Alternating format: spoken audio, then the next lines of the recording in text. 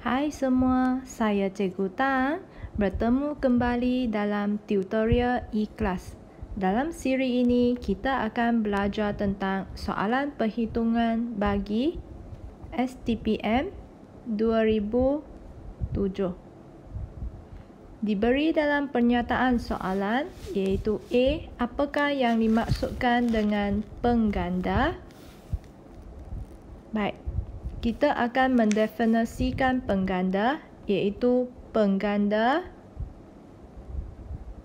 ialah nisbah antara perubahan pendapatan negara dengan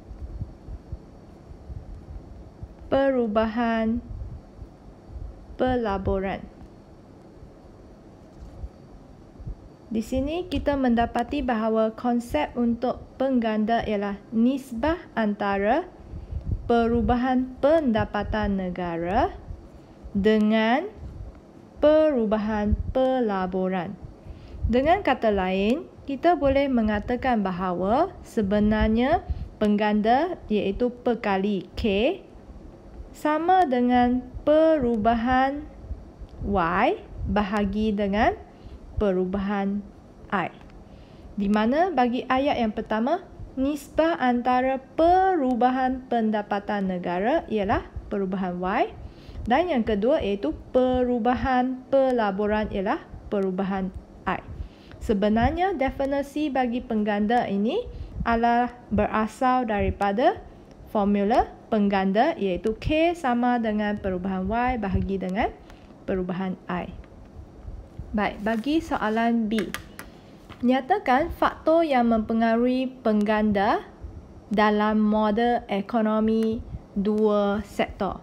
Apakah faktor yang mempengaruhi pengganda ini? Kita mengetahui bahawa dalam soalan ini iaitu model ekonomi dua sektor di mana ia mengandungi fungsi C iaitu C sama dengan A tambah dengan BY, dan kita mengetahui bahawa B ini adalah merupakan MPC. B ini adalah merupakan MPC. Maka untuk menyatakan faktor yang mempengaruhi pengganda dalam model ekonomi dua sektor ini, maka kita boleh mengatakan bahawa faktor yang mempengaruhinya ialah MPC.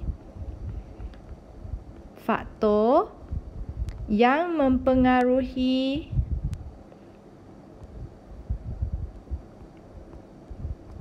pengganda dalam model ekonomi dua sektor ialah nilai MPC. MPC dalam bahasa Melayu ialah kecenderungan mengguna sud. Simbolnya iaitu MPC, Marginal Propensity of Consumption. Okey? So, kita boleh mengatakan bahawa faktor yang mempengaruhi pengganda dalam model ekonomi dua sektor. Ekonomi dua sektor ialah dipengaruhi oleh kecenderungan mengguna sud iaitu MPC, di mana ia adalah terkandungnya fungsi C sama dengan A tambah BY. B ini merupakan MPC. Baik, seterusnya untuk soalan berikut iaitu soalan C. Andaikan fungsi penggunaan iaitu C sama dengan 250 campur dengan 0.8Y. Soalan C1.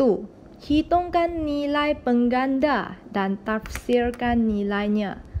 2 markah. Apakah nilai pengganda untuk penghitungan pengganda di mana K sama dengan 1 bahagi 1 tolak MPC. Bagaimana kita nak dapatkan MPC ini? Iaitu C sama dengan A tambah BY. B ini merupakan MPC. Iaitu MPC adalah 0.8. Maka kita masukkan nilai dalam rumus tersebut. K sama dengan 1 bahagi 1 tolak MPC iaitu 0.8. 1 bahagi 1 tolak 0.8, maka K sama dengan 1 bahagi 0.2, maka K adalah sama dengan 5. K adalah sama dengan 5, iaitu kita dapat mentafsirkan nilainya, iaitu ini bermakna tingkat pendapatan negara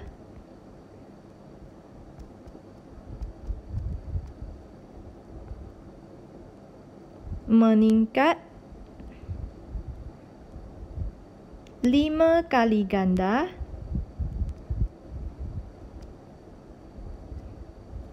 akibat pertambahan pelaburan.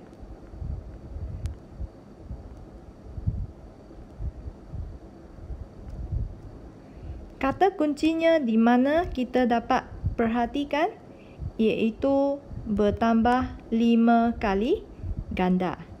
Ingat bahawa pengganda K ini tiada unit. K adalah sama dengan 5. Akibat daripada pertambahan pelaburan iaitu perubahan I bertambah, tingkat pendapatan akan meningkat. Baik, seterusnya bagi soalan C2. Diberi soalan C2 iaitu dengan menggunakan jadual, jelaskan proses pengganda apabila pelaburan meningkat sebanyak RM1000 juta. 3 markah. Bagaimana kita dapat menggunakan jadual dalam penerangan proses pengganda ini? Iaitu kita wujudkan di mana dalam jadual tersebut pertama sekali kita tuliskan peringkat, seterusnya perubahan bagi pendapatan negara iaitu dalam RM juta, seterusnya perubahan bagi penggunaan juga dalam RM juta, dan perubahan bagi tabungan juga dalam RM juta. Baik, untuk formula perubahan Y ini, iaitu formula perubahan Y adalah sama dengan perubahan I. Di mana pada peringkat yang pertama diberi bahawa pelaburan adalah sebanyak 1000. Maka 1000 ini pelaburan dijadikan sebagai pendapatan negara. Baik. Untuk perubahan C, di mana penghitungannya iaitu MPC darab dengan perubahan Y. Di mana MPC diberi dalam soalan, MPC-nya adalah sebanyak 0.8. Maka kita masukkan dalam formula ini, iaitu MPC darab dengan perubahan Y, iaitu 1000 darab dengan 0.8, maka perubahan C adalah sebanyak 800. Seterusnya, bagi perubahan S, iaitu perubahan S sama dengan MPS darab dengan perubahan Y. Di mana MPS adalah sama dengan 1 tolak dengan MPC, di mana 1 tolak dengan 0.8, maka MPS adalah sama dengan 0.2.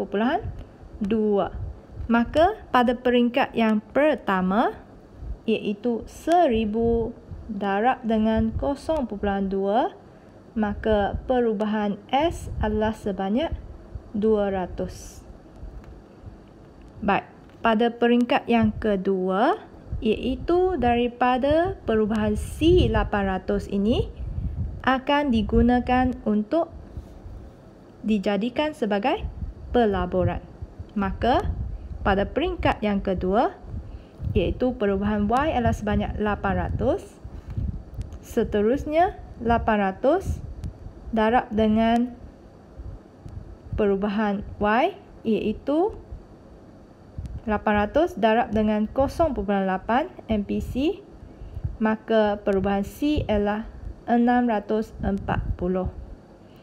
Seterusnya, untuk perubahan S, sebenarnya kita boleh menggunakan 800 tolak dengan 640, maka bakinya iaitu 800 tolak dengan 640, kita akan dapat baki untuk perubahan S ini, iaitu sebanyak 160.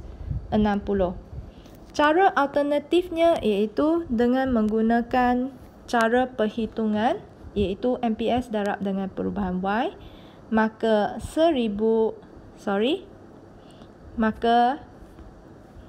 800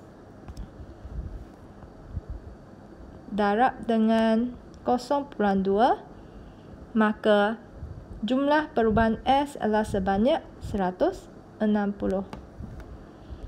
Dari peringkat yang ketiga, iaitu perubahan C ini akan digunakan sebagai pelaburan dan ia menjadi perubahan Y, maka 640 ini pada peringkat yang ketiga, dengan perhitungan perubahan C, iaitu MPC darab dengan perubahan Y, iaitu 640 darab dengan 0.8, maka nilainya ialah 512. Untuk perubahan S itu, iaitu 640 darab dengan 0.2, maka kita akan dapat 128, ataupun cara alternatifnya iaitu 640 tolak dengan 512, kita akan dapat 128. Kita akan dapat jawapan yang sama. Seterusnya, pada peringkat yang lain-lain, kita hanya perlu menjumlahkannya. Baik, sebelum kita dapat menghitungkan peringkat lain-lain, kita membuat jumlah besar terdahulu. Bagi perhitungan bagi pengganda ini, kita perlu sekurang-kurangnya ada 3 peringkat. Peringkat 1, 2, 3. Dan selebihnya kita tuliskan lain-lain. Dan kita hanya perlu mencarikan jumlahnya. Bagi jumlah untuk perubahan Y, di mana formula bagi perubahan Y sama dengan Y asal darab dengan pengganda, iaitu K. K dihitung dalam soalan, iaitu K sama dengan 5. Maka Y asal 1000 darab dengan 5. 1000 darab dengan 5. Maka jumlah besarnya ialah 5000. Bagi perubahan C, iaitu formulanya, perubahan C sama dengan C asal darab dengan pengganda. C asalnya iaitu 800 darab dengan pengganda iaitu 5. Darab dengan pengganda iaitu 5. Maka 800 darab dengan 5, jumlah besarnya ialah sebanyak 4000. Baik, untuk perubahan S, bagaimana kita dapat menghitungkan perubahan S ini? Iaitu perubahan S adalah sama dengan S asal darab dengan pengganda. Di mana S asal ialah 200 darab dengan 5. Maka, untuk perhitungan 200 darab dengan 5, jumlah besarnya ialah sebanyak 1000. Cara alternatifnya ialah 5000 tolak 4000, maka kita akan dapat 1000. Baik, untuk perhitungan lain-lain tersebut, di mana kita ambilkan 5000. 5000 ini kita membuat penolakan, iaitu 5000 tolak dengan 1000 tolak 800 tolak 640. Dengan perhitungan bahawa 5000 tolak dengan 1000 tolak dengan 800 tolak dengan 640. Berapakah jumlahnya? Baik, kita akan menggunakan kalkulator untuk membuat perhitungan, iaitu 5000 tolak 1000 tolak 800 tolak 640. Maka jumlah nilainya ialah sebanyak 2560. Baik, untuk peringkat lain-lain bagi perubahan C, iaitu kita mengambil jumlahnya 4000 tolak 800 tolak 640 tolak 512. Kita menggunakan cara yang sama, iaitu dengan menggunakan kalkulator. 4000 tolak 800 tolak 640 tolak 512. Maka jumlah nilainya ialah sebanyak 2048. Untuk perhitungan perubahan S pula, di mana 1000 tolak 200 tolak 160 tolak 128. Dengan menggunakan kalkulator, iaitu 1000 tolak 200 tolak 160 tolak 128. Maka jumlah nilainya adalah sebanyak 512. Cara alternatif untuk perhitungan bagi perubahan S, iaitu 2560 tolak dengan 2048, maka bakinya ialah 512. Baik, seterusnya iaitu soalan masih lagi C2, iaitu jelaskan proses pengganda ini apabila pelaburan meningkat 1000. Daripada peningkatan 1000 ini, bagaimana kita nak menjelaskan? Baik, untuk sambungan C2 ini, iaitu apabila pelaburan meningkat sebanyak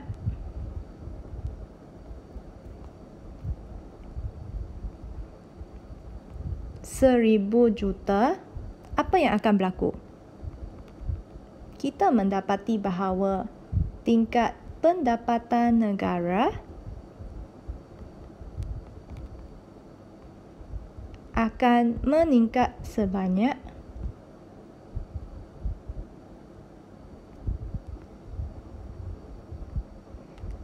RM5,000 juta, iaitu 5 kali ganda.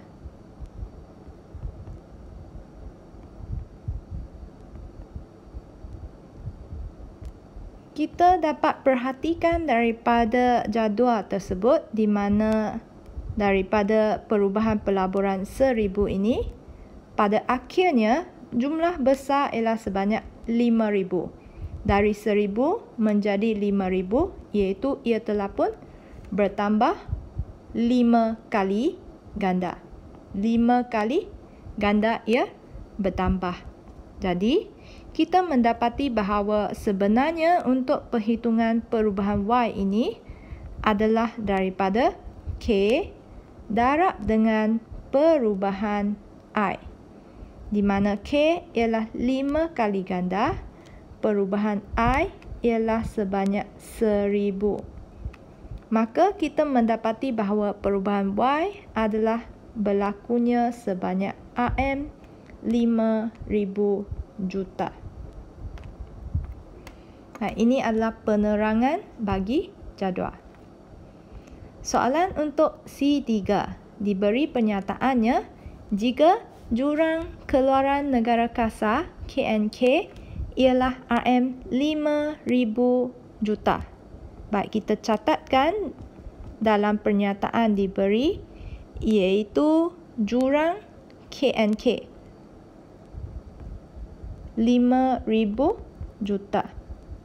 Soalannya, berapakah lompang deflasi dan berapakah pelaburan yang perlu ditambah untuk mencapai guna tenaga penuh 3 markah? Untuk perhitungan lompang deflasi, iaitu rumusnya ialah jurang KNK bahagi dengan pengganda. Baik, diberi dalam soalan jurang KNK iaitu 5,000, maka kita membuat substitution iaitu jurang KNK ini ialah 5,000. Pengganda telah pun kita dapati bahawa penggandanya ialah sebanyak K sama dengan 5. Maka kita pun masukkan dalam rumus tersebut bagi penghitungan lompang deflasi iaitu 500 bahagi 5. Maka lompang deflasi adalah sebanyak RM 100 juta. Kita boleh buat satu kesimpulan bahawa pelaburan perlu ditambah sebanyak RM 100 juta.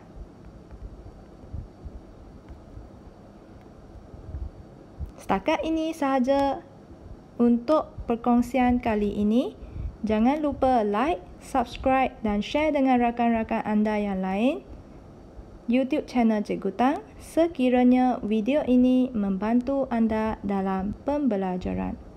Terima kasih. Bye-bye.